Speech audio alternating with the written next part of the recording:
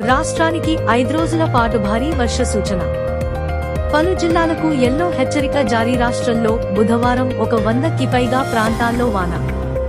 రాష్ట్రంలో వచ్చే 5 రోజుల పాటు ఎక్కువ ప్రాంతాల్లో తేలికపాటి నుంచి మోస్తరు, పలు ప్రాంతాల్లో భారీ నుంచి అతి భారీ వర్షాలు కురిసే అవకాశం ఉందని హైదరాబాద్ వాతావరణ కేంద్రం ప్రధాన అధికారి డాక్టర్ కె నాగరత్న తెలిపారు.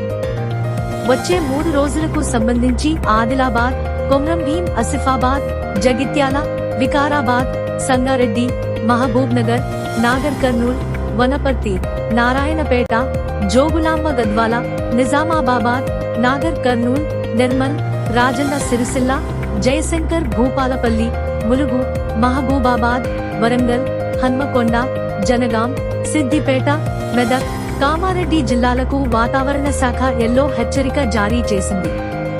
పై జిల్లాల్లో గంటకు 40 నుంచి 50 కిలోమీటర్ల వేగంతో గాలులు వీయడంతో అక్కడక్కడ భారీ వర్షాలు కురిసే సూచనలున్నాయి.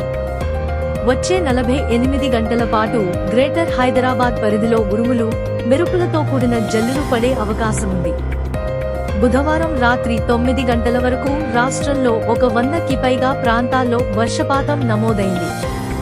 నల్లగొండ జిల్లా దేవరకొండ మండలం పడమటిపల్లిలో అత్యధికంగా 7.65 సెంటీమీటర్ల భారీ వర్షం కురిసింది.